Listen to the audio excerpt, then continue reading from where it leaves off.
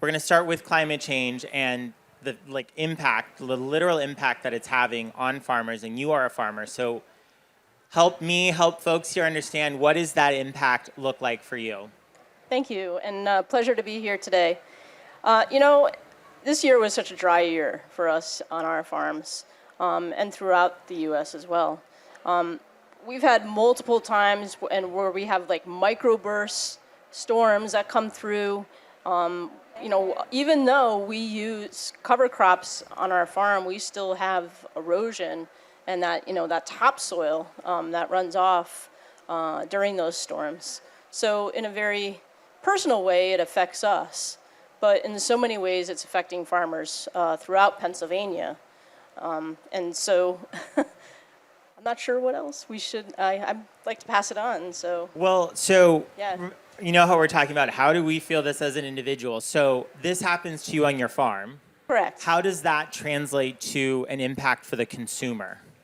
Well, how it impacts for the consumers is, for us, okay, so we run a multi-farm CSA, community supported agriculture operation. And so what it means is that maybe our consumers won't get greens for a couple of weeks because it's so hot. We had a lot of our consumers say this year, where's the spinach? I was like, well, spinach doesn't grow when it's 100 degrees out. It's really hard to grow those crops. So it affects what we're putting in. Many times we put in seeds this year and they didn't germinate because it was too hot. So we missed some windows because of that. So, Senator Murdock, when you hear that because of a drought, suddenly there's certain types of food that aren't available, what does that mean? How does that make you feel? Because that means, if we think about how many of us really depend on farmers for the food that we eat, and suddenly farmers are like, I can't grow what I'm growing, that's kind of scary, right? What is your reaction to hearing that? Yeah, it really is horrifying, and we've definitely seen the same effects here in North Carolina. First, welcome to North Carolina. I think it's only the second time the Farm Aid has been here, but North Carolina native, born and raised. My grandfather was actually a farmer in Caswell County, and it's huge for North Carolina and a lot of southern states because agriculture actually is our number one industry. Our Covington sweet potatoes that were propagated just for this soil, they're doing very well, even globally. So huge impact on our economy when it is the top part of our economy, even though we're doing more in innovation. The Research Triangle Park is in my region, but we still are proud to be an agriculture state. So it has huge implications when our farmers aren't able to get things to market at the time that they should be and aren't able to meet those requirements for their contracts. I mean, that's how they make their money, and folks want a product at a certain time. But if you say, hey, as you said, the soil is too dry or too much flooding, as we move forward, other topic, but something else should make me think of, even with, we're looking into legalizing cannabis, which is a debate for another day. But because of climate change, we always stress we'll need farmers all over the state. You can't put them all in the East where we have all this flooding. So back to the contract issue, you can't fulfill any contracts if the East is completely flooded. And what I'm glad to say, because I work in a very bipartisan fashion, and do have to get a shout out to my committee chair, Senator Jackson, who believes in all of it. He's pro big farm, he's pro small farm, and you may not hear my colleagues say the word climate change, but they're understanding it more. Some of the extreme storms we had in North Carolina a few years ago, Highway I-40 is one of the main highways here, it was underwater. So our farmers in the East couldn't get anything out because the highway was quite literally underwater, and I don't know if that's ever happened before. So you're hearing some new buzzwords, resiliency. So we're doing a lot more funding to deal with flooding. How can we mitigate flooding? How can we assist farmers with moving, particularly with our hog farms, moving them out of the floodplain for that reason? You aren't just getting 100-year storms. Those 100-year storms are coming every few years. So you are seeing the policy actually catching up, even though, again, they may not say it, But when we hear resiliency, we essentially know they're acknowledging that climate change is impacting our ability for our farms to keep up. And definitely for our coast, we have a huge seafood industry here. And so without barrier islands and everything we need to do to protect the coast, also impacts our oyster and seafood industry, which is also huge here in North Carolina. It's interesting to hear you say it's a 100-year storm, but we hear that. I really do feel like we hear that maybe once a year at this point, where it's like, oh, it's 100-year flooding, even though this happened last year, and actually this year's even worse than the year before. Yep. It's interesting that it sounds like here have sort of a bipartisan coalition almost working on some of these policies. You are, Senator Jackson, in Georgia. Do you have a similar experience, or are there barriers that you face, and how do you overcome those barriers to make sure that family farmers are getting the support they need? Sure. Thank you so much for having me. It's such an honor to be here with such amazing women. And I just want to shout this out. I am a multi-generation farmer, and for so long, the face of farming was male. Yes. And that was true in my own family, even though we all knew my grandma and great-grandmother were the ones that were holding it down. So I am glad. Yes, behind the scenes doing everything. We were, at the very least, we were canning all of the food that was being grown. So I'm glad to see that the face of farming is reflecting truly the faces of farming. In Georgia, we try to make agriculture a nonpartisan issue. Right? We recognize that no matter what your political affiliation is, you got to eat.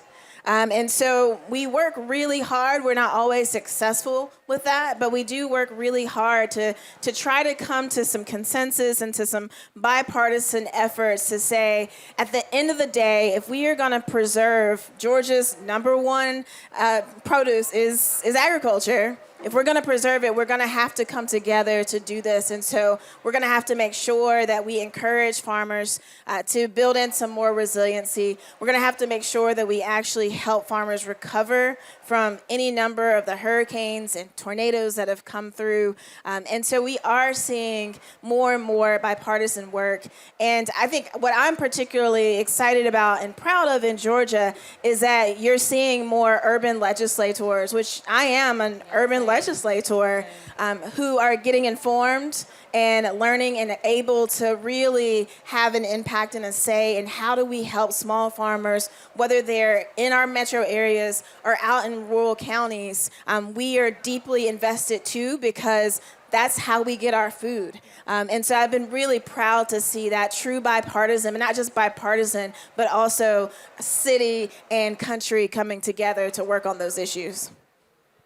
What do you think was key to that, maybe mindset is the right word, of suddenly that realization of, wait, even though we're not a rural district, this is an issue we should really care about? Like, what was sort of key to that?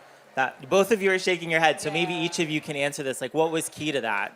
Yeah, I want to make sure our resident legislator farmer has plenty of time to answer that question. But I mean, I think a lot about just food scarcity, and we all have seen the projections. We all know the time is going to come. You cannot create more land. So I think it's by design where we've been forced to do that. You have to look at other options of how you're going to grow your food, and a lot of that includes urban areas. Just because we're in urban areas, and I'm proud to be in Durham, we still want fresh, healthy food as well. You know, we still have our local farmers markets, and so whether it's, folks growing in their own backyard, or if they have a few acres, and something that we have not been successful on, but have been really fighting for, more tax benefits for those small farmers. Here in North Carolina, you don't get all the tax benefits because you don't have that acreage.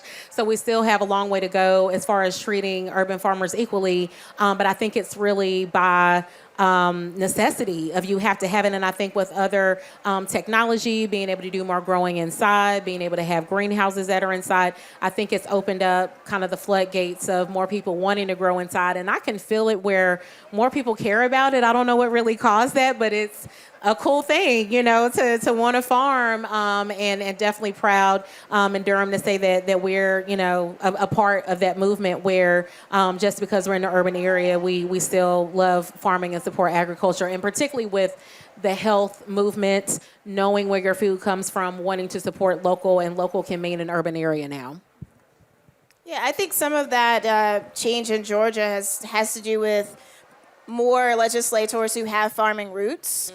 So even though they may not live or work on farms now, it's cool to acknowledge that your grandparents or your great-grandparents farmed. And so kind of embracing those roots has been, I think, a part of that work. But also the movement towards urban ag has been significant. And so when you have constituents coming to you and saying, hey, I'm growing on an acre of land and I can't get support in the same way that someone who is growing on 100 acres does, but I'm feeding my neighborhood. Right, I'm feeding the kids who down the street who literally could not afford to buy the fresh vegetables in the store.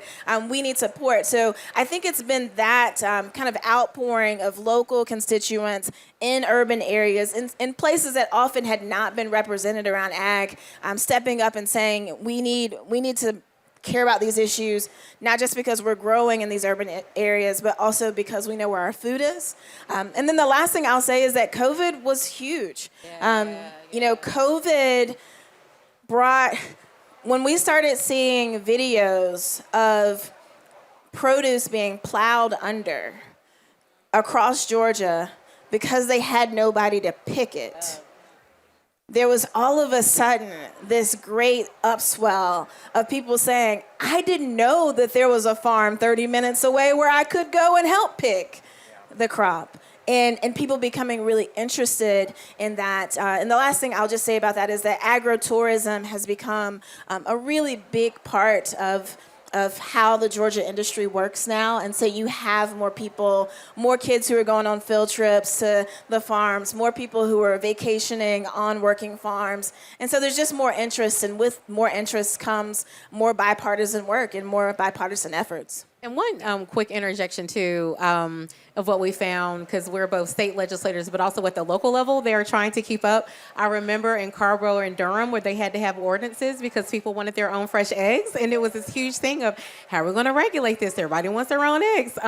So it is, from a policy perspective, trying to keep up when it's uncharted territory where you've never really had to regulate that, where the homes are closer together, has also been something that's really been interesting to see. But the need is there, so as policymakers, we have to just keep up with that demand.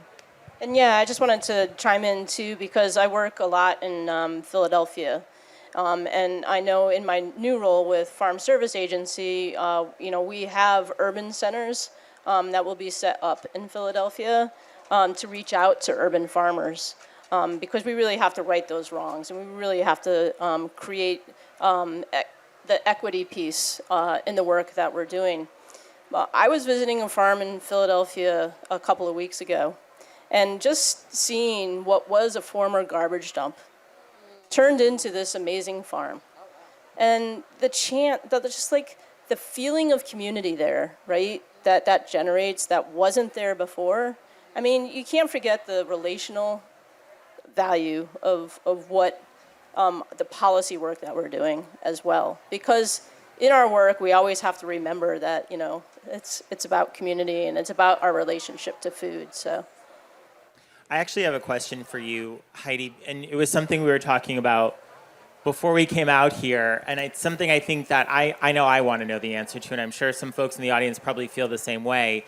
You have been working on these kinds of issues for a long time, and you were telling us about your experience with PASA, and so I wonder, when we think about the climate crisis, it's right now, right? And we have goals, my notes, we have goals that are, by 2030, we want to be here, by 2040, by 2050. That's still a pretty far away point in time. Where do you find the stamina to continue working on this? And what is it that we need to keep in mind so that we have that stamina too? Because there are some things that it sounds like new legislation passes, we feel the impact right away. There are other things where it's probably things that we work on for many years that we may not necessarily realize the impact tomorrow or next year or the year after, but in 10 years, it has a huge impact. So what is that stamina? What is that force that you tap into? Thanks. I think it's probably my husband who keeps me going. But I was talking with my friends this morning, and we were talking about the indigenous tribes and the sense that we're thinking 7 generations out. right? And so when we think about that, and wow, I think about, I've farmed for 27 years now. I started working on other people's farms before I started up my own farm. And I'm not a generational farm. I'm one of those new farmers, even though farming is in my family from 2 generations ago. And I started farming because I had lived for 2.5 years in West Africa in the Peace Corps in Mali, West Africa. And when I came back, there was really nothing else that meant. There was just nothing else that felt like it filled the void for me of doing truly meaningful work. And so that's what agriculture became for me. And then I got introduced to Farmers Union and really piqued my interest into policy and advocacy work. And it was an easy jump to make. When you're passionate about agriculture and what it means and how it impacts people around you and your communities, it's an easy thing to jump into ag policy and advocacy. And so I encourage anyone out there who's farming, it's not hard to get up and talk your passion, talk your truth, speak your truth. I mean, our voices, if I'm going on March 6th, I'm going to be in DC because I'm lifting up my voice. And so that's what we can do. I mean, it's not just about legislators making policy. It's not about maybe volunteering on a policy organization. It's speaking your truth and speaking your story and lifting up our voices against what we feel is right.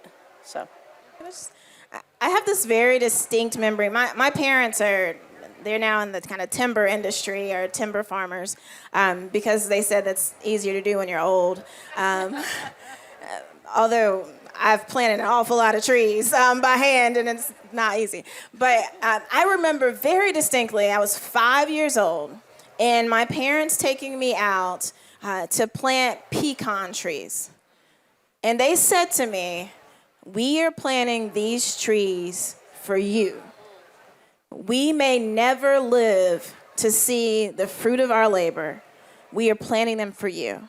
And I think that farmers are uniquely positioned to understand the long game and to understand what it is to lay a foundation for the next generation or the next generation or the next generation. We understand uniquely what it is to put something in the ground and know that you will not see anything for a certain amount of time.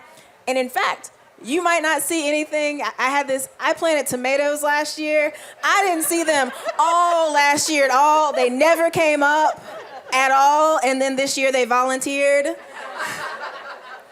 Right, we know that. And so I think for me, as I think about policy, and I very much feel like I'm in this road of just trying to step by step, appropriate funds for Black farmers in South Georgia, $1 at a time. But I understand every single one of those dollars is a seed that I'm planting for 2 generations, 3 generations, 4 generations to come.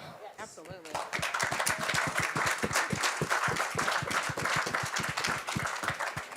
So for those of us who, I'm not a farmer, although I did try to grow tomatoes this year, and I didn't realize tomato plants grow like crazy, or at least the ones that we had. So the whole thing it was a whole thing, and I'm anyway, my neighbors are like, "What are you doing?" I can teach you how to trellis those. Yeah, you gotta get a stick going and try them. Yeah, like I said, I'm not a farmer. I admire farmers greatly, and this summer really made me appreciate what farmers can do.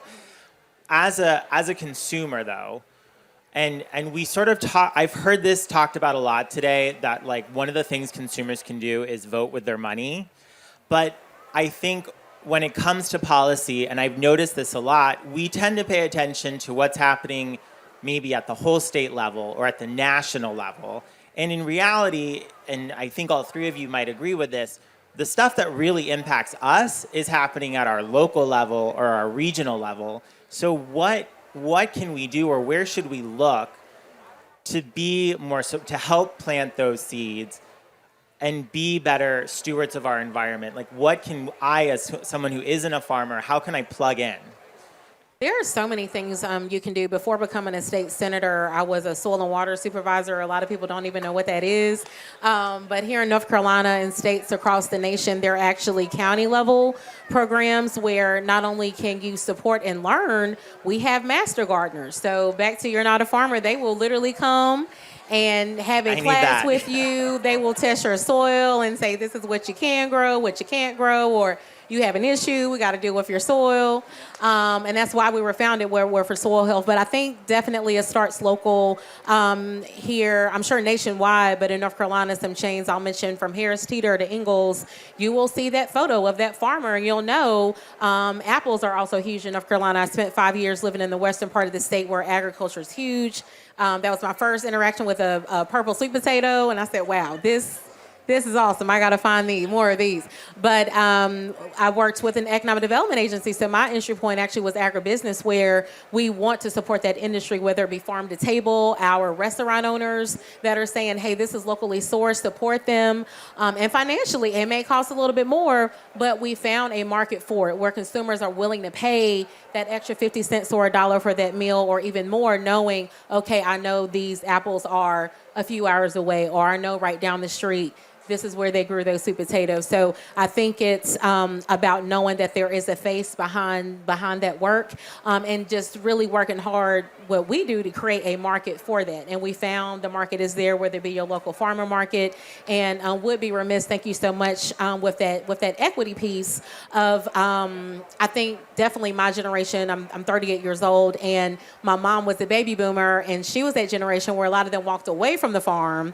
And so now you see young people coming back to the farm saying, wait a minute, we used to have farmland and you all sold it, what happened? And so, now with Ayers property, behind the scenes, something out of the box that we got to fix our air property issue here in North Carolina. That legislation is just sitting there. We got to do a better job with that. Restoring farmland that was lost, particularly from Black farmers. Still have a lot of work to do with that. And thrilled at this event with Farm Aid that they're doing a lot more work around that. But we have a phenomenal land loss program here in North Carolina. So whatever we can do to continue to fund that program. And something that I haven't been able to do here in North Carolina that I want to do, a lot of the resources to assist farmers, it's word of mouth. Even though in North Carolina, we have phenomenal local cooperative extensions, but it's kind of, if your neighbor is like, hey, do you know you should apply for this program?